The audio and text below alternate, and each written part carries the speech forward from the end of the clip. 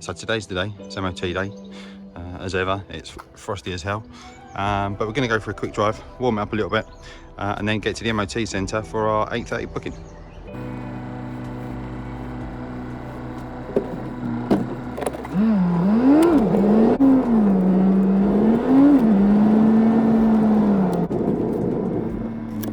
Let's go and get checked in.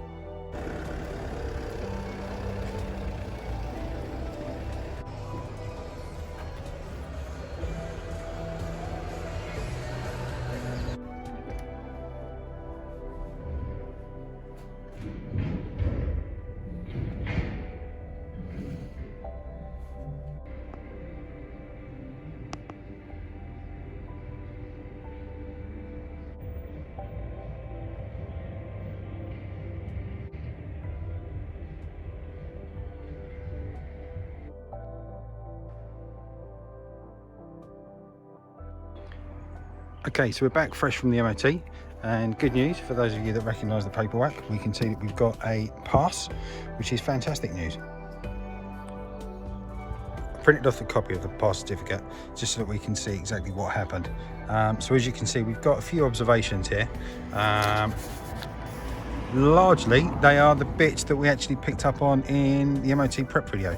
So we've got the coil springs, which we said about on the rears, and one on the front as well. So they're the ones that I said about where the paint was peeling, a bit of corrosion. So they were picked up on exactly as we'd said as well. The next point we've got there is exhaust system corroded. So I spoke to the guys, actually just one of the brackets, or the brackets that hold the exhaust, and it's not the exhaust itself.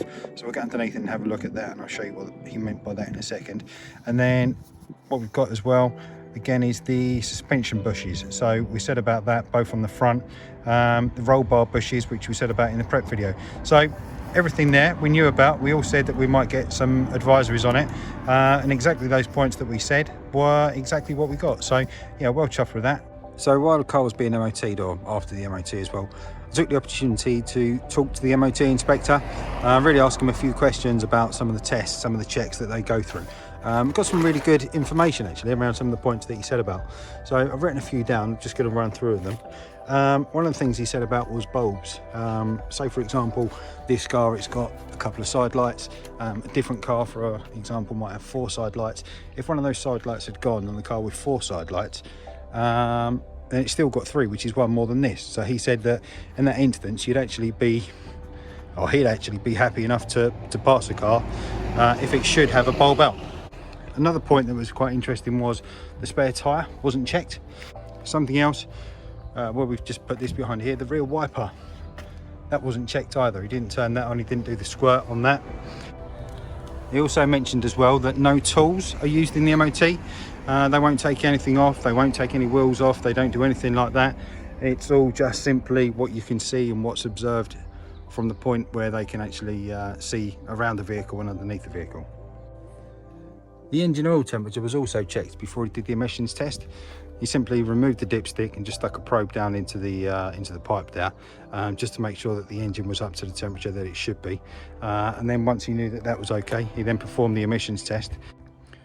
With the emissions results sheet, you can see that we got a reading of 0.42, whatever the account is. The limit is 0.5.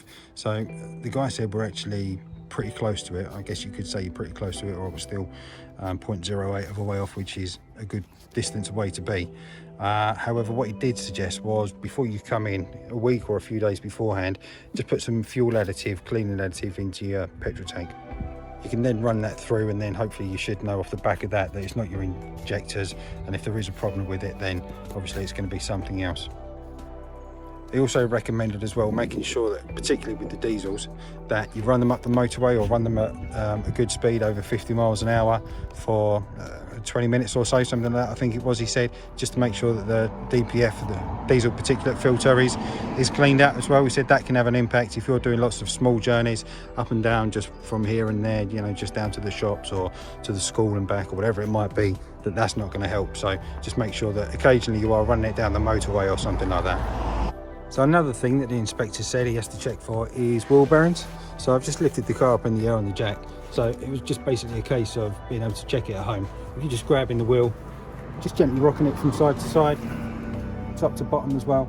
You shouldn't be able to feel any knocking, any bumping or anything like that.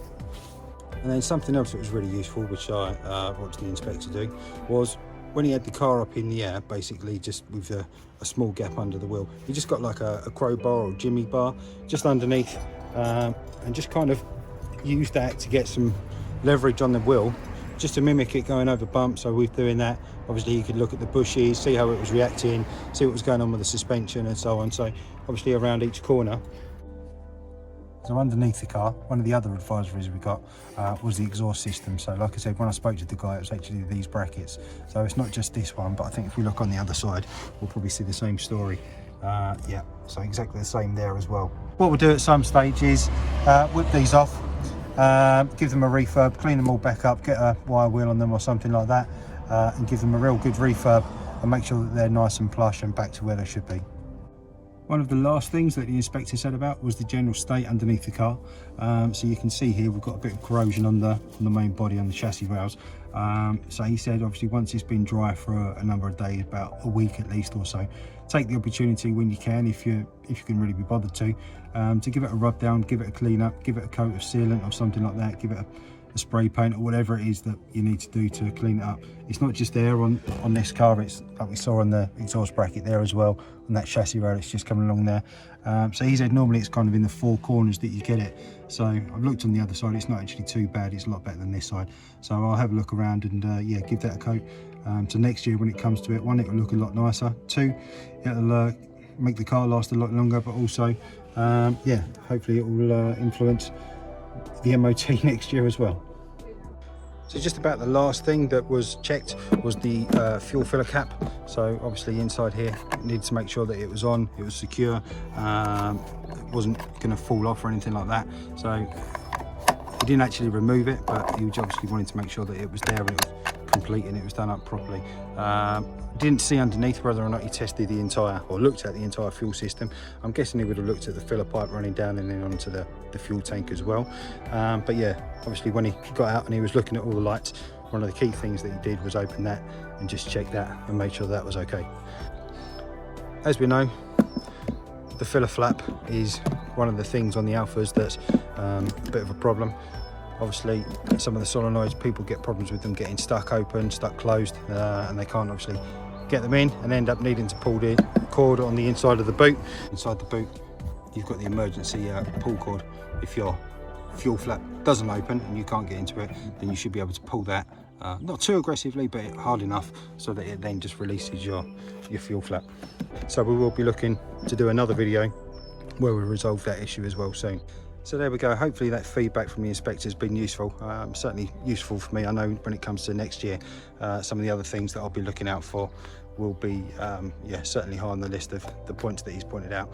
So fingers crossed, next year when it comes to it, we'll be able to run through a whole lot smoother, a whole lot less advisories. We will have a lot more videos coming up to rectify all those points, the springs that we said about, so the corrosion on those springs, we'll get those replaced. Obviously the brackets for the exhaust we said about, we'll do all that, and the bushes on the front as well, so look out for those videos coming up soon. But for now, hopefully that's been useful, this video along with the other video, the prep video.